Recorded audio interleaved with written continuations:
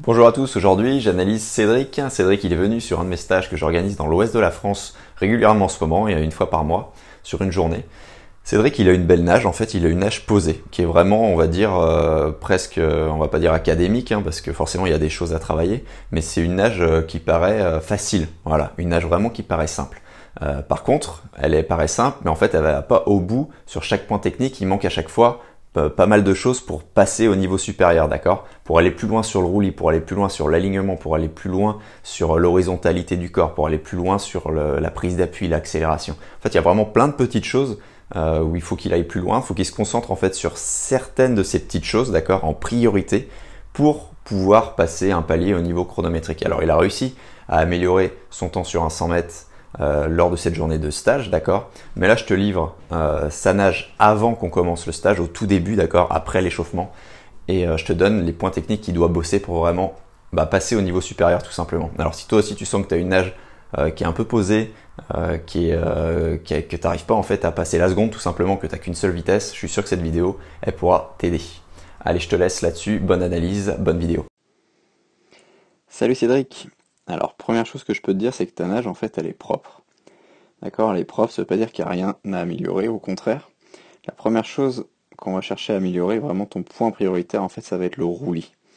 L'idée, ça va être ici, quand tu es là, ok, tu tournes les épaules, mais je sais, attends, là tu respires, on va faire juste après, ici, à ce niveau-là, tu peux vraiment aller chercher beaucoup plus loin devant, de manière à ce que ton épaule ici vienne toucher ton visage. Donc, tu l'as compris, on va se servir de l'exercice que tu as fait au stage, la paume de main vers le ciel, la paume magique. Et ça va vraiment te faire chercher plus loin ici devant.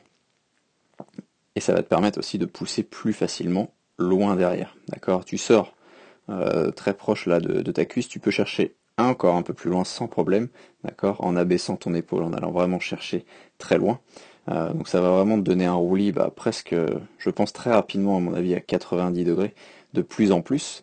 Ce qui est une très bonne chose pour aussi bien prendre de l'eau plus loin devant, pour catcher plus facilement et aussi pour baisser les freins, parce qu'un corps qui est placé sur le côté prend moins l'eau, prend moins de freins que si tu restais toujours, hop, tu vois, toujours à plat.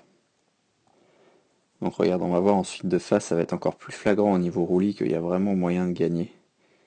Tu vois là on le voit bien, tu vois, ton épaule s'engage, hein, c'est sûr, mais tu vois, elle reste vraiment sur le côté. Ça revient pas ici vers le centre du corps, vers l'intérieur. Donc tu as vraiment moyen de gagner. On le voit bien ici, tu vois, là tes épaules elles sont comme ça. Tu vas vraiment tourner en fait finalement je vais changer de couleur, de plus en plus tes épaules. Attention à garder toujours bien sûr la tête fixe, d'accord, le regard fixé vers le fond de la piscine. Mais voilà ce qu'on va chercher à faire, tu vois, en tout premier lieu. Vraiment bosser là-dessus, délibérer tes épaules. Et le deuxième point important, ça va être de chercher à faire le mouvement en accélération progressive. Donc on va se servir de l'expiration forcément.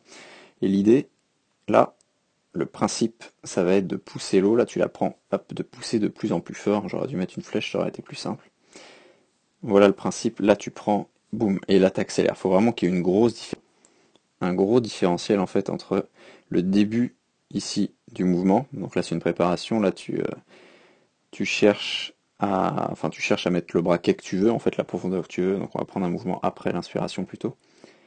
Donc à partir du moment où tu deviens propulsif, là, c'est à peu près par ici, où là, ça va devoir être, j'accélère de plus en plus fort. Mais quand tu passes l'épaule, c'est vraiment là, à ce moment-là, où là, faut lâcher les watts, faut lâcher les chevaux, faut lâcher l'expiration, jusqu'à toucher ici, boum, ta cuisse. Et ça derrière, ça va te donner du temps de glisse, tu vas améliorer ta propulsion, tu auras plus de vitesse à la fin de pousser, et du coup tu auras beaucoup plus le temps aussi d'engager du coup ton épaule ensuite en avant. Donc ça va t'aider en fait, ça va renforcer le thème numéro un, le roulis qu'on a vu juste avant, ça va te faciliter la vie là-dessus. Donc je voulais revenir sur cette vue, là on voit que tes pieds sont pas à la surface de l'eau, donc bien sûr avec la caméra ça exacerbe le trait, hein, c'est pas autant que ça, mais voilà le principe d'alignement, tu vois, enfin d'horizontalité. On va devoir remonter, là tu vois tes pieds qui sont là, hop, on va chercher à les mettre un peu plus ici, un peu plus parallèle à la surface de l'eau, d'accord, d'être un peu moins à l'oblique pour prendre un peu moins les freins, tout simplement. Et donc sur quoi on va agir? Hop, on va agir là-dessus. Là tu vois, il y a une bonne partie là de ton corps là qui émerge à ce niveau-là. Encore une fois, il faut que je remette les flèches. À ce niveau-là, on va chercher vraiment à rester dans l'eau, de manière en fait à aligner l'avant du corps avec l'arrière du corps. Donc à immerger en fait devant, pour ensuite, du coup, vu qu'on immerge devant, que derrière ça remonte. Et une autre chose qu'on va faire, là on l'a pas vu, hop là-dessus, c'est que tu as le regard un petit peu vers l'avant. Tu vas le voir tout de suite là. Là tu vois, là tu as le regard vraiment orienté en avant. Il va falloir mettre ta nuque un peu plus à plat. Là tu vois, tu as regardé en avant, il y avait la caméra, c'était peut-être ça. Mais là regarde bien. Là tu vois, ton regard est vraiment ici. Dans l'idéal, regard ici, nuque à plat, ce qui fait que ton bonnet ici, il va se retrouver dans l'eau. Et après on va chercher à aligner tout ça avec le reste derrière. Et en faisant ça, normalement, ça devrait vraiment t'aider à remonter les pieds de quelques centimètres et du coup d'atteindre la surface sur le haut de ton battement de jambe à chaque fois. Donc voilà un peu les grandes lignes, les 3 thématiques qui pour toi vont être le plus importantes, parce que quand tu regardes au niveau de ton inspiration ici, bah ton bras il est ici. Là tu as fini d'inspirer, ça tombe un peu plus peut-être sur le bras gauche que sur le bras droit. Donc il faudra faire des petits rappels là-dessus, tu as fini d'inspirer, là tu commences à te propulser ici. Donc il pourrait aussi être travaillé en sous-thématique sans problème, mais c'est pas là le plus gros levier à mon sens.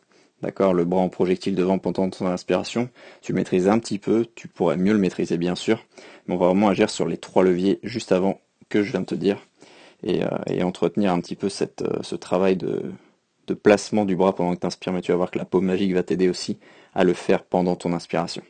Allez, sur ça, je te souhaite une bonne progression, Cédric, et à bientôt.